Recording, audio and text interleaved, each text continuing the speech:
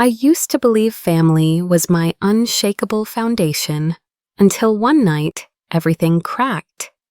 At 28, my parents looked at me with eyes colder than stone and said they regretted ever having me. I didn't scream, I didn't fight. I packed my life into 2 silent bags and walked out. But what they didn't know was that I had already started documenting every lie, every missing dollar, every midnight call. A week later, they stumbled upon my diary. They thought it was my weakness. They didn't realize it was the weapon that would rewrite our story. My family loved to present themselves as the perfect picture. Every Thanksgiving, we'd gather around the dining table for a carefully staged photo. Golden turkey in the center, my father's arm around my mother, my siblings leaning in with wide grins. The caption on Facebook always read the same: "Family is everything." Hundreds of likes would pour in from neighbors and distant relatives, praising our closeness, admiring our bond. What no one saw was the exhaustion in my eyes, the way my shoulders sagged just out of frame, or the fact that I was the one paying for nearly everything on that table. In public, I was the golden child. My parents bragged about me to anyone who would listen. "Claire is so responsible," they would say. "She takes care of us. She makes us proud." People congratulated them for raising such a devoted daughter. They didn't know the truth. I had become their living ATM. Every raise at work, every bonus, every bit of financial progress I made vanished into emergencies that never ended. Yet, in photographs, I was always smiling, clutching the people who were slowly draining me dry. The love bombing never stopped. If I questioned anything, they drowned me in affection until I gave in. My mother would bake my favorite pie. My father would send me a text saying how grateful they were. The guilt was always there, woven tightly with gratitude. It worked every time. I convinced myself that maybe, just maybe, I really was lucky to be so needed. If only I had known then that those family photos were just the first layer of a much deeper lie. The cracks showed earlier than I admitted. The college fund my grandmother left for me was supposed to carry me through graduate school. Instead, it vanished overnight. My father said the market had collapsed, that investments had tanked. I wanted to believe him, but I noticed new purchases in the house soon after. A brand new car for my brother, a sudden trip they claimed was gifted by friends. I asked questions, and the answers shifted like fog. It was easier to swallow the excuses than to face the truth. I told myself, they wouldn't betray me, they love me. So I buried the suspicion, and with it, my sense of reality. The group chat came next. At first, I didn't know it existed. My cousin slipped one day and mentioned a joke I had never heard, a phrase that had supposedly been circulating in the family chat. When I pressed her, she turned pale and changed the subject. Later, I saw a screenshot, my name at the center of cruel jokes, sarcastic nicknames, exaggerated stories of me being dramatic. Whenever I hesitated to send money, they called me the drama queen with a wallet. My chest burned, but I told myself it was just humor, just siblings being siblings. Then came the words from my mother that I still can't forget. "Claire," she said one night over the phone, "if you don't help us, you will be the reason this family collapses." Her voice trembled just enough to feel real, but strong enough to stab deep into my chest. I was at my desk, surrounded by overdue bills of my own, yet I reached for my card anyway. The silence that followed after she got what she wanted was heavier than any thank you. What I didn't realize then was that I had become my own abuser. I gaslighted myself before they had to. I whispered, "You're exaggerating, Claire. You're being ungrateful. Families sacrifice for each other." I looped those phrases until the edges of reality blurred. Every time my gut screamed that something was wrong, I smothered it with my own denial. Sometimes I'd sit on my bed late at night, scrolling through those glossy family posts online. The smiling faces, the hashtags about love and unity, I'd compare them to my life: empty fridge, thinning bank account, heart heavy with confusion, and wonder if maybe I was the problem. Maybe I was weak, too sensitive, too selfish. The photos looked so convincing that even I doubted my own memories. But lies have a way of rotting from the inside. I didn't see it yet, but the perfect portrait was about to shatter. And when it did, I would discover that the betrayal was deeper, sharper, and far more orchestrated than I could have imagined. The night of my 28th birthday should have been simple: cake, candles, a few polite words. My family had gathered in the dining room, the same one plastered across our social media feeds for years. Laughter echoed, though I sensed it wasn't meant for me. My father raised his glass, his smile wide, his eyes glassy. Then, in a moment that split my life cleanly into before and after, he said the words that hollowed me out. "We regret having you." The sentence was not shouted, not whispered, just dropped like a casual remark in the middle of toasts and clinking glasses. My chest froze. It felt as if my heart had fallen into a pit of ice. My vision narrowed, sound warped, and the laughter in the room stung like broken glass against skin. I didn't scream. I didn't ask why. I didn't even cry. I simply sat there, tasting metal at the back of my throat, and swallowed my own voice. I packed that night: 2 silent bags, documents, clothes, the ring from my grandmother that I had never taken off. I left the keys on the kitchen counter as though offering a quiet truce, though no one noticed. At dawn, I slipped into the gray morning air and didn't look back. But the real betrayal wasn't spoken aloud that night. It was already recorded in files, bank statements, and shadows I hadn't yet dared to examine. The days that followed blurred into silence. I rented a small studio with peeling paint and a window that overlooked a brick wall. My dinners were packets of instant noodles eaten cross-legged on the floor. At night, the sound of traffic below lulled me into a restless sleep. I should have felt free, but I only felt hollow. Yet in that hollow space, something fragile began to grow, resolve. I booked an appointment with a therapist, a woman with soft eyes and a firm voice. She listened without interruption as I recounted the years of midnight calls, the vanished savings, the sentence that shattered me. When I faltered, she said, "Your silence that night wasn't weakness, Claire. It was survival. Now it can be strategy." Those words planted something steady inside me. Next came the lawyer, a quiet man with precise questions. He explained what was legal to record in my state, how to freeze my credit, how to request bank statements without alerting anyone. For the first time, I felt like I wasn't walking blind.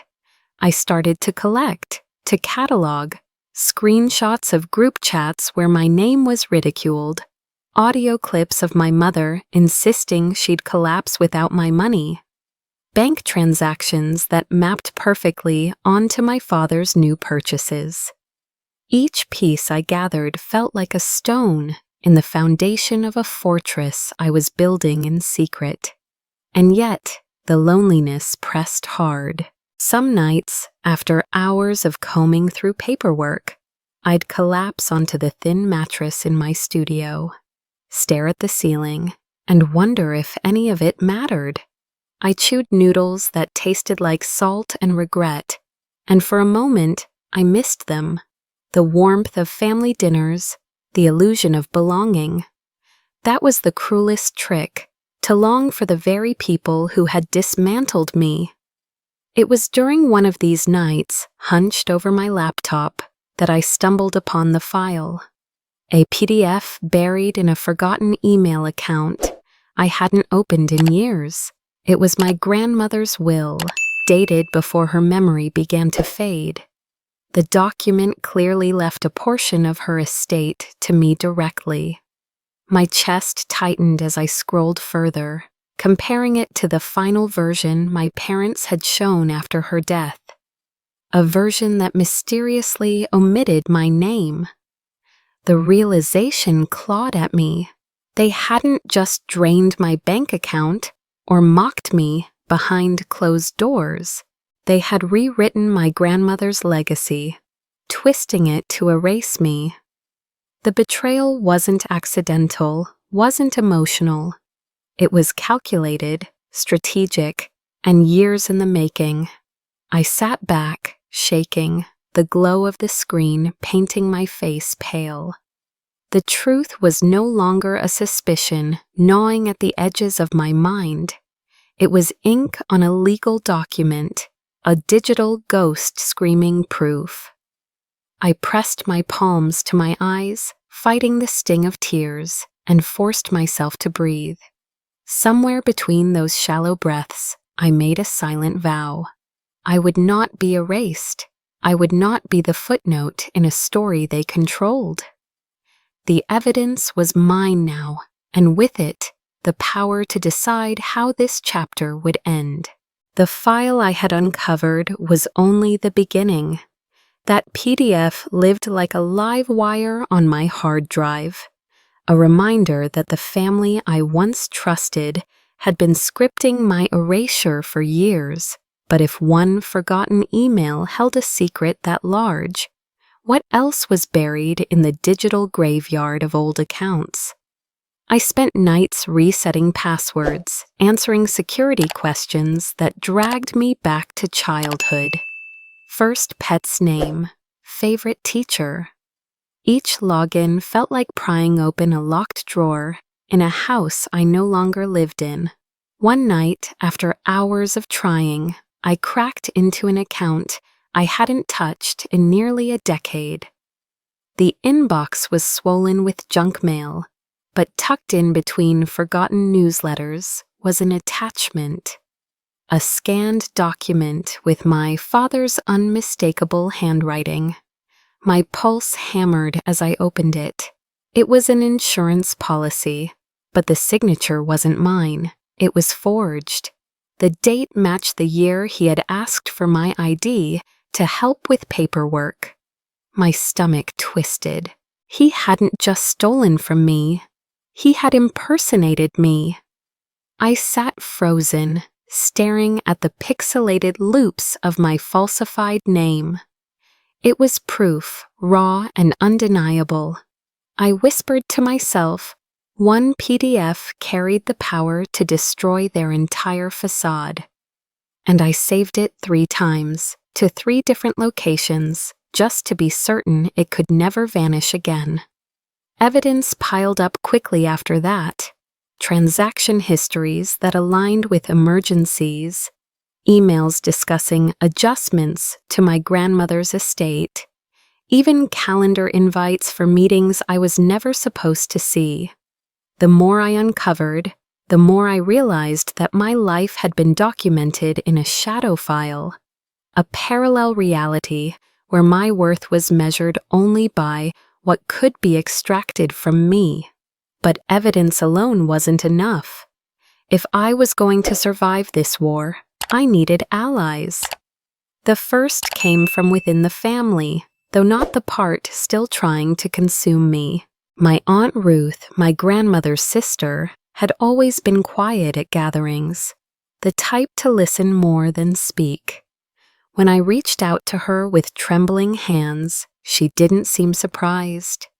Instead, she invited me over for tea, and after a long silence, retrieved a folder from her locked cabinet.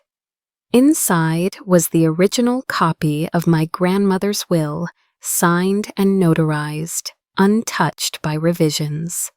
"I kept this," she said softly, "because I knew someday you might need it." The second ally was outside the family circle. My oldest friend, Mark, had become an IT specialist. When I confessed what I was uncovering, he didn't laugh or doubt me. Instead, he set up secure storage, taught me how to scrub metadata, and even helped recover deleted files from old drives. Watching lines of code bring back fragments of conversations I thought lost felt like breathing air after years underwater. Still, I knew technology and documents would only get me so far. I turned to survivor communities online, forums where strangers shared stories that mirrored mine with chilling precision. They taught me how to catalog evidence so it held up legally, how to phrase emails to avoid tipping off abusers, how to hold my ground when gaslighting inevitably escalated. For the first time, I wasn't alone in this nightmare. There was an army of invisible voices guiding me. Yet just when I started to believe I had built a safe circle, a fracture appeared. My boyfriend, Daniel, had been the one constant during those chaotic years. He brought groceries to my small apartment, held me when memories choked me, whispered promises that I wasn't broken. I leaned on him more than I admitted. He was supposed to be my anchor, but anchors can also drag you under. It started with subtle hints. My mother seemed to know details I had never told her, appointments, documents I had printed, even the night I stayed late at Mark's office. At first, I blamed myself, convinced I had slipped. Then one evening, while Daniel was in the shower, I noticed his phone buzzing. A message preview lit the screen. "She found the will. Don't panic." The sender was my mother. The world knelt. My skin went cold. I scrolled through the thread, each line a knife. Updates, reassurances, even promises that he was keeping her close so we know what she knows. Every touch, every word of comfort, had been poisoned with betrayal. I placed the phone back exactly as it had been and sat there in the silence, heart splitting. Betrayal had many faces, but this one felt like the cruelest twist of all. My family had not only stolen my trust, they had recruited the person I trusted most to keep the knife steady. The evidence I had gathered was powerful, but now it was clear the battlefield wasn't just documents and signatures. It was intimacy, weaponized, and I realized, with a cold clarity, that the war had only just begun. Christmas came wrapped in the same glossy performance as every year. Candles flickered on the table, carols played softly in the background, and my family smiled like actors in a commercial for unity. They thought I had returned out of guilt, an olive branch after months of silence. What they didn't know was that I carried something far more potent than forgiveness. In my bag, a small USB drive rested between wrapped gifts. Hours earlier, I had connected it to the television in the living room, programming it to autoplay at a precise moment. I smiled, passed the gravy, laughed at jokes, and pretended I didn't feel the tremor in my own hands. Then, as plates clattered and conversations overlapped, the screen lit up.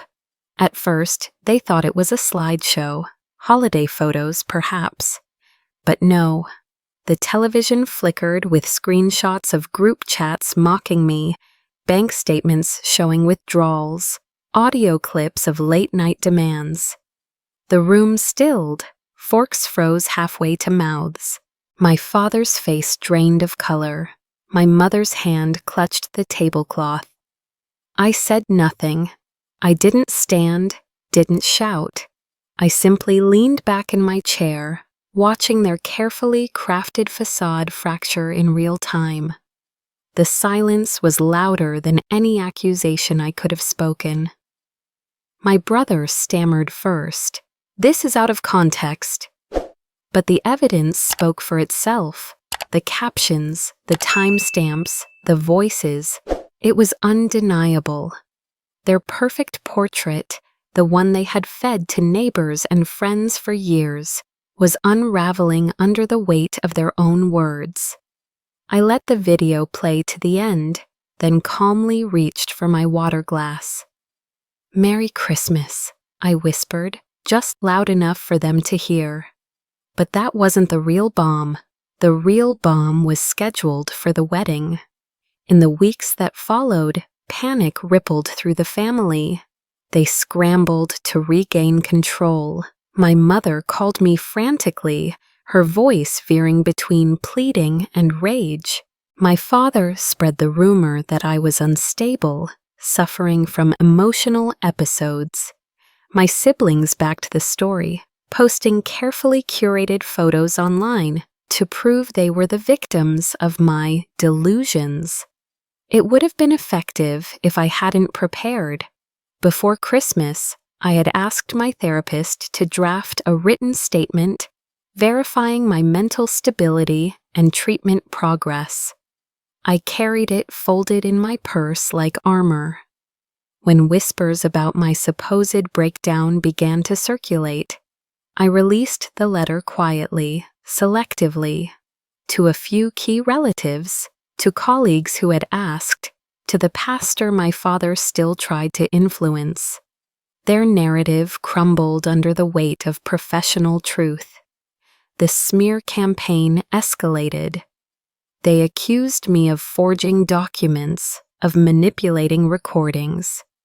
My father attempted to contact my workplace, warning them about my erratic behavior. Instead of cowering, I handed HR a folder of evidence, neatly organized, with copies of cease and desist letters ready to file. Their attack only spotlighted their desperation. Still, the most unexpected moment came not from my preparation, but from an ally I never anticipated. At a family gathering in the lead-up to my cousin's wedding, an uncle who had always stayed silent cleared his throat and spoke. "For years they did the same to me," he said quietly, but firmly enough for the room to hear. "Borrowed money they never repaid, spread lies about me when I refused. I thought I was alone." The room turned. My mother's face twisted with fury, but it was too late. His confession cracked the illusion further, showing everyone that I wasn't an isolated case. I was part of a pattern, a lineage of victims who had been manipulated, drained, and discarded. For a moment, I felt something I hadn't in years: solidarity. Someone else had lived under the same shadow. Someone else was brave enough to step into the light beside me. Their panic grew. They couldn't control the narrative anymore, not when voices beyond mine joined in. What they had tried to dismiss as the ranting of one unstable daughter now looked like a history of abuse stretching across generations. I walked out of that gathering lighter than I had walked in, clutching the knowledge that my story was no longer theirs to silence. And as I closed my apartment door that night, my thoughts shifted to the wedding. The place where the second strike would land, sharper and more public than Christmas could ever be. Courtrooms are never as dramatic as television makes them seem. But when the judge leaned forward and declared my grandmother's revised will null and void, the sound carried like thunder through my chest. The forged document, the one my father had paraded as final, was stripped of its power. The original, safeguarded by Aunt Ruth, stood. My name was back where it had always belonged. For once, the law had not bent to their manipulation, it had bent toward truth. I walked out of that courthouse with papers clutched in my hands, the air biting cold against my face. People bustled past, but for me, time slowed. Years of suspicion, gaslighting, and betrayal had hardened into proof, and that proof was now recognized by more than just me. The consequences didn't stop there. Word spread quickly in the small town where appearances mattered more than honesty. My father had built his identity on the pulpit of community respect, holding a seat on the church council for nearly 2 decades. He preached about integrity on Sundays while siphoning his daughter's life on weekdays. But the truth has a way of leaking, and once the court documents became public record, local reporters pounced. Within weeks, headlines stained his reputation. Church leader accused of financial misconduct. Parishioners whispered in the aisles. Neighbors who once nodded warmly now crossed the street. The council held an emergency meeting, and by the end of it, my father was forced to resign. He tried to spin the story, claimed he was stepping down for health reasons, but no one believed him. The irony was sharp. The same community he and my mother had manipulated for years, the same people they had convinced that I was unstable, now turned their backs. The masks they had worn for so long crumbled in the very place they had polished them. For a brief moment, I savored it, not the collapse itself, but the justice of it all.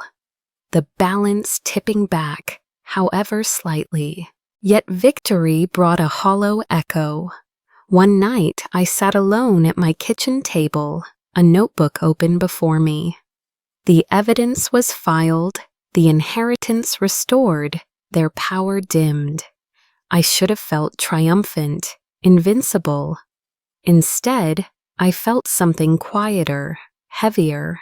I exhaled, pen hovering above the page, and admitted the truth. The real victory wasn't watching them fall. It was realizing I no longer needed to hold myself down with them. I wrote it slowly, deliberately, as if etching it into my own skin. I am no longer theirs to break. That night became a turning point. I cooked myself a meal, nothing fancy, just pasta with olive oil and garlic. But I ate it at the table with a candle burning. Not hunched over instant noodles, not rushing between evidence hunts. For the first time in years, I allowed myself to breathe, without waiting for the next demand to crash through the phone.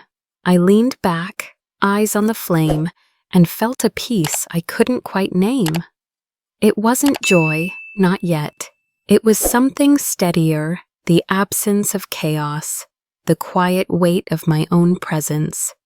But healing isn't linear. The next morning, I caught sight of a photo I'd once kept on the fridge, me and my parents at a family picnic. Their arms slung around me, grins wide and believable. My chest tightened. Even after everything, part of me longed for that illusion, for the version of them that never existed. That was the price of freedom, I realized, grieving a family I never truly had. Still, I chose grief over bondage. I chose solitude over manipulation. I chose myself. As I closed my notebook that night, I knew the war was not only about them losing power. It was about me reclaiming mine, piece by fragile piece. Yet freedom comes with a price. Was I ready to pay it? When the dust of the courtroom settled and the headlines faded, I was left with something more daunting than revenge. Rebuilding a life that had never truly been mine. For years I had existed as an extension of my family's demands, my choices dictated by their voices. Now, in the quiet aftermath, I had to decide what it meant to live without their shadow. The first boundary was silence. No contact. It sounded simple, but it required discipline sharper than any courtroom battle. Every call went unanswered, every email redirected to my attorney. If a letter arrived, it was logged, copied, and filed without me opening it. For the first time, communication was not a weapon they could wield. My lawyer became the gatekeeper, a wall between their chaos and my healing. At first, the silence felt unnatural, like holding my breath too long. I caught myself reaching for the phone in old reflex, expecting another midnight emergency. But the phone stayed still, and the world didn't collapse. Slowly, I learned that their urgency had never been mine to solve. Leaving the city was the next step. I packed my belongings, lighter this time, no longer an escape, but a choice, and moved to a coastal town where the ocean stretched wide and forgiving. There, I rented a small apartment above a bookstore, the smell of salt water drifting through the windows. My mornings shifted from answering panicked calls to watching the sunrise over the waves. Coffee warm in my hands. For once, I was not bracing for impact. I was simply alive. With distance came space to create. I poured my story into words, at first for myself, then for others. A friend suggested starting a podcast, a place where survivors of toxic families could find each other in the dark. Tentatively, I recorded the first episode, my voice shaky as I confessed. My parents said they regretted having me, and that was the beginning of my freedom. I thought no one would listen, but messages trickled in, then flooded. Strangers thanking me for saying the words they were too afraid to voice. The community grew. Each week, I spoke not as a victim, but as someone carving out a path through the wreckage. Survivors called in, shared their scars, their victories, their boundaries. Together we built something my old life never offered.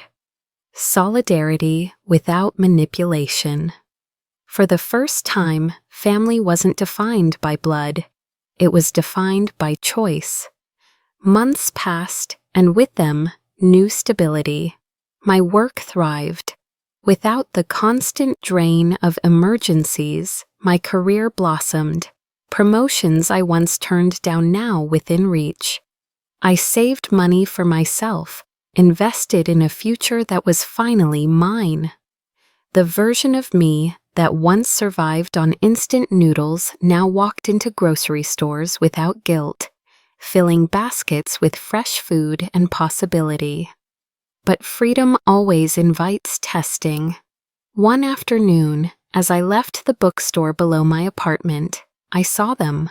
My parents stood across the street, older, smaller than I remembered, clutching each other as if bracing against wind. For a moment, the years collapsed, and I was a child again, desperate for approval. They didn't speak, didn't cross, just stared with eyes that once commanded my world. I smiled politely, the way you do when passing strangers, and walked away. The choice was mine now, and I chose distance. The twist wasn't confrontation, it was indifference. I no longer needed to fight them. I simply needed to keep walking. As my life stretched into new shapes, I searched for ways to honor the woman who had believed in me before I even believed in myself, my grandmother. I established a scholarship in her name, small at first, then larger as my stability grew.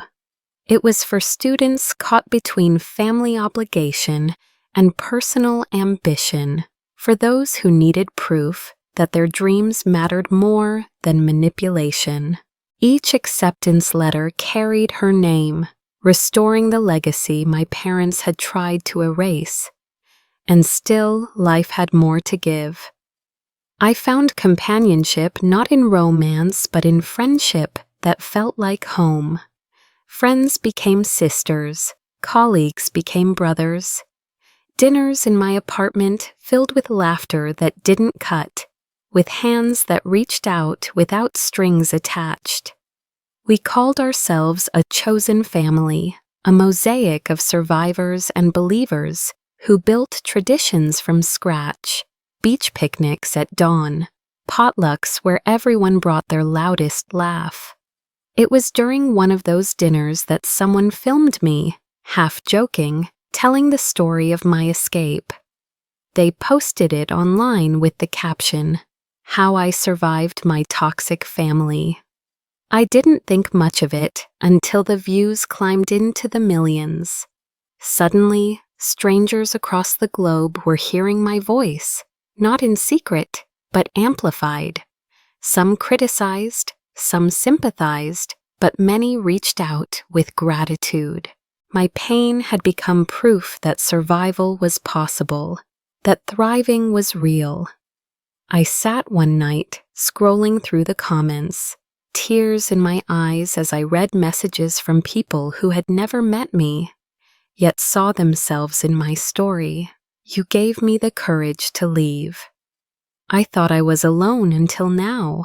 You are the sister I wish I had. I realized then that the family I had lost had been replaced, piece by piece, with something stronger, something freely chosen. The journey hadn't erased the scars.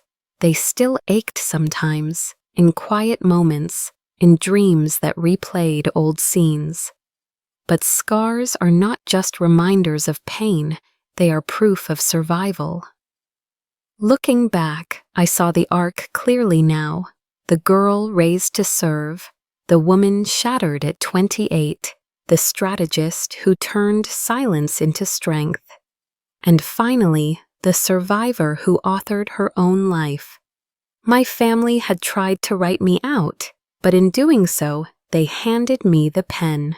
I closed my laptop after finishing another podcast episode and whispered the words that felt like both ending and beginning. They tried to erase me. Instead, they wrote my rebirth.